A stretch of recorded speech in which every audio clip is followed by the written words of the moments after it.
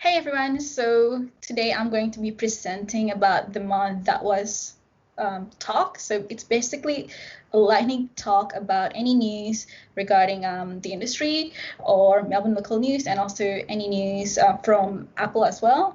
Traditionally, the speakers who present this talk would also express their rant or personal opinion, which I am going to do as well. And yeah, my opinion may be bias or against yours. So just want to give you some disclaimer. Um, for this the month that was talk, I'm not just going to talk about any updates over last month, January, but I'm also going to be talking some major updates around the Christmas break over the holiday. So yeah, supposedly between December, January, and February today. Okay. Oops, I cannot seem to, here you go.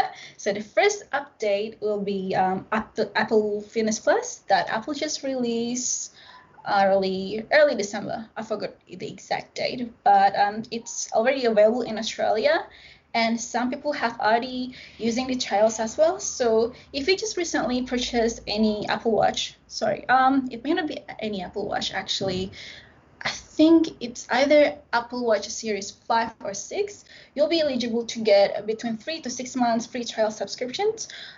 So for those who don't know what Apple Fitness is actually a subscription fitness app released by Apple. They really target for general audience. So they do have various classes such as cardio, strength training, dance, and anyone with various fitness levels, starting from beginner to intermediate, can follow.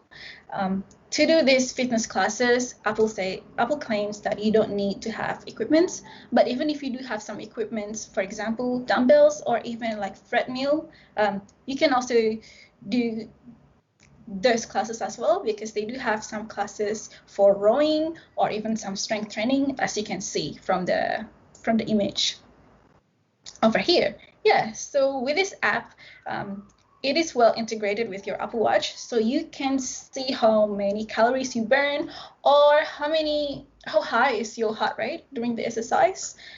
And the session or the classes can be broadcasted on your Apple TV, or you can also watch it from your iPad and also iOS.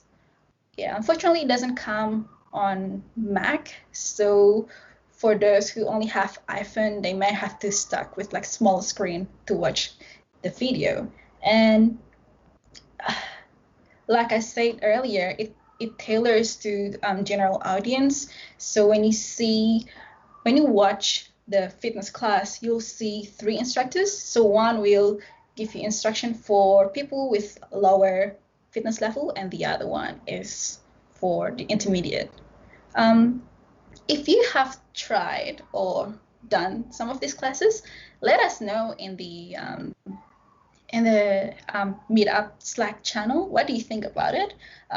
So far from my close friends, they think they are pretty good for people with a beginner level fitness. But yeah, I'll move on to the next one. Next one is Apple Family subscription. So it is similar to what you have with the Spotify Family subscription.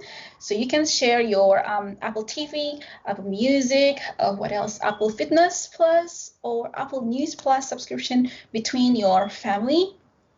And it's not just for sharing subscription, but you can also use it to, let's say if you have children and you want to control their screen time as well, or you want to do some location sharing to your family members too.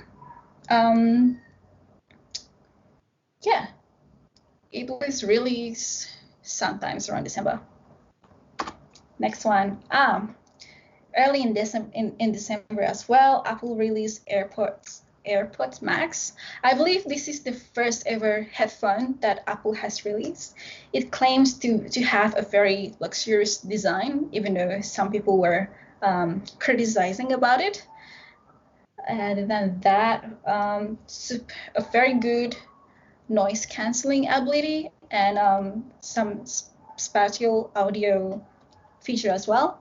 I do not have it, or do I do not have it, and I never tried before. But if you have tried this AirPods Max, let us know and share it on the meetup Slack. What do you think about it? Like, what's the verdict? Is it really good as it claims? Last year in the mid 2020 WWDC, Apple announced that they are going to improve the transparency for users in terms of how apps are collecting your data informations, or even like tracking your data usage as well. So the first one is privacy nutritional label on App Store that has just been released early this year, I believe. So yeah, so you'll see when you go to App Store and when you are about to download an app, you'll see the nutritional label, privacy nutritional label, in which it will tell you what sort of information that the data, the apps are going to be collecting. Not all apps are putting their nutritional label yet so far. For example, Google, but I know some major apps like Facebook and Instagram has done it.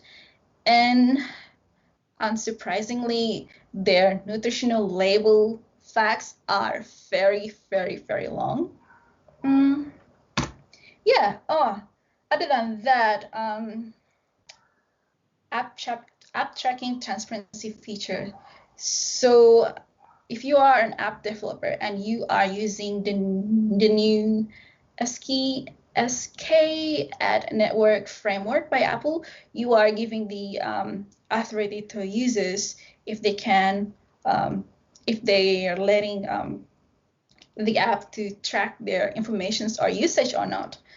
Usually this tracking or analytics in app are being used for personalized advertisement. Traditionally, you cannot avoid it unless you are not using the app. But now with the new SK ad network, you are giving users the authority or consent to do so. Yep, still relevant to the transparency feature by Apple. It's actually really, really hurting Facebook business model, because Facebook business model is revolving into analytics of users' usage, right? So what happened was, early this year, Facebook created a full page ad in a major newspaper media in USA, such as Wall Street Journal and the New York Post. It's basically criticizing about how Apple transparency update is hurting small business. But unfortunately, this movement, this PR, is not well received by the general public. So yeah, I find it pretty juicy. Let me know what you think about this Facebook dissing Apple ad in the meetup channel, Slack channel. Other than that, WhatsApp, which a social messaging app that is also part of Facebook group, like Instagram as well, just released a new terms and condition that has convinced people to delete the app and move to more privacy conscious social messaging apps such as Signal or Telegram.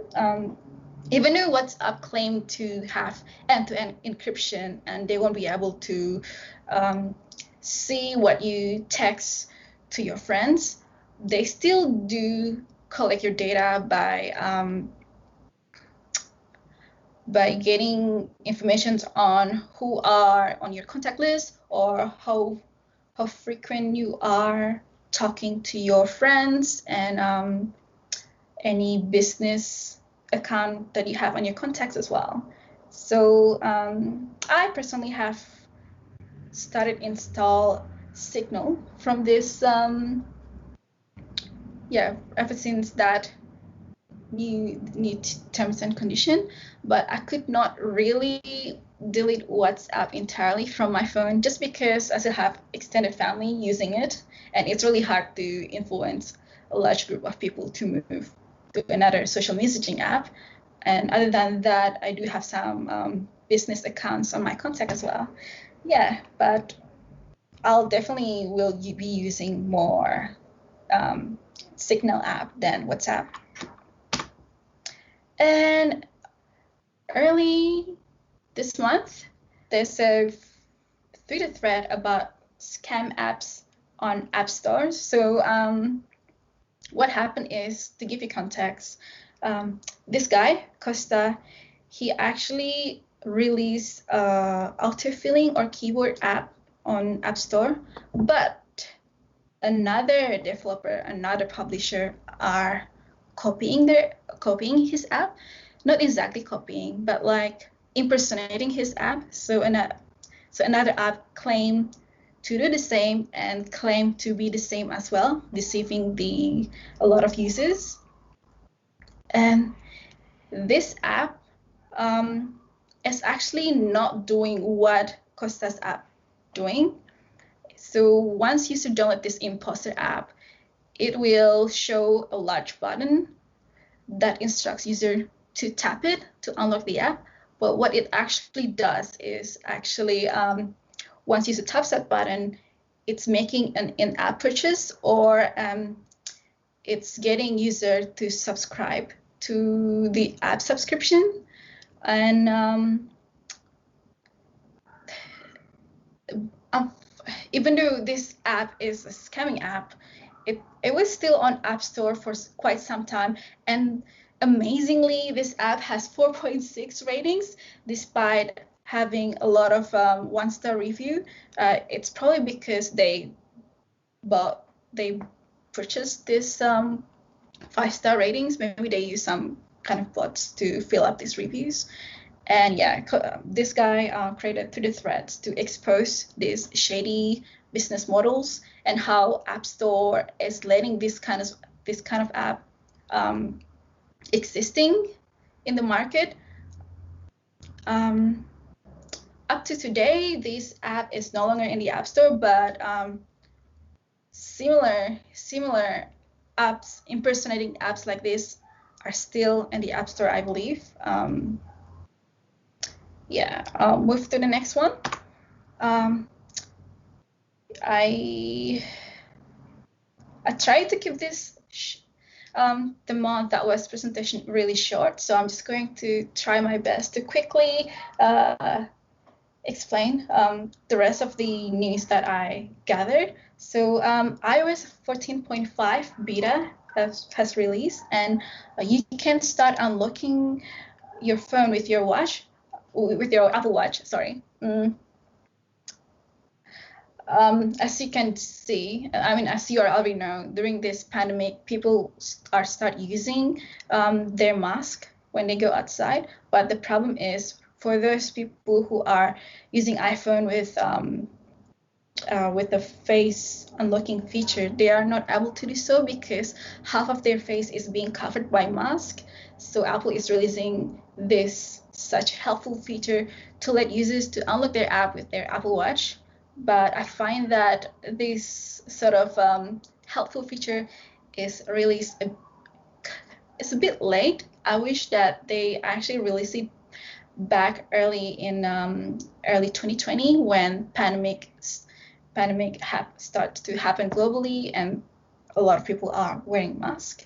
But it's going to come soon anyway. I'm pretty sure they are going to release iOS 14.5 either this month or closer. And another one is Big Sur update. So prior 11.2.1, there is anyone with MacBook Pro model between 2016 to 2017, they have an issue where when they update to the latest Big Sur version, they cannot charge their MacBook when their MacBook's battery percentage is above 1%. So in this latest update, Big Sur 11.2.1, they are fixing that issue. Not many people are experiencing this issue, as I believe, or at least in my close circles. But if you do have that issue, please share it in a meetup Slack channel.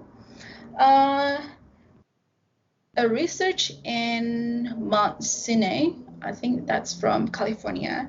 A research from Mount Sinai, they claim that Apple Watch heart rate sensor can predict COVID-19 up to a week before the swab test.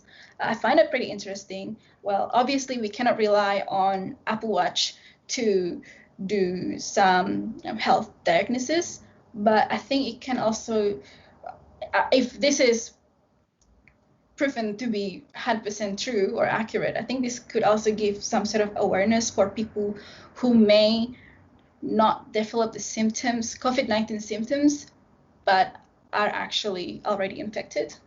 Yeah. Last one is, so Apple Watch regular heart rhythm gets approved in Australia by the TGA.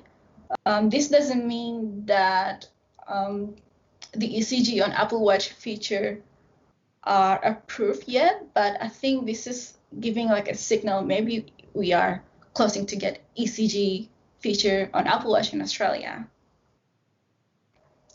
And lastly, so on December, we are actually having some small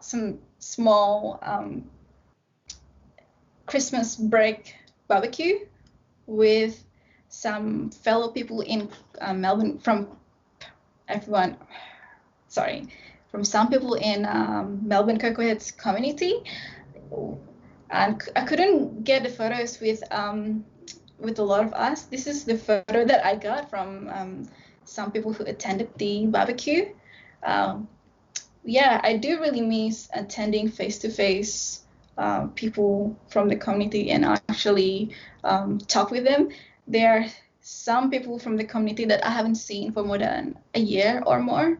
So let's hope that in 2021, when vaccine has been released, we could finally host the meetup face-to-face eventually. So yeah, that's my short talk for the month that was. I will bring it back to Hugh.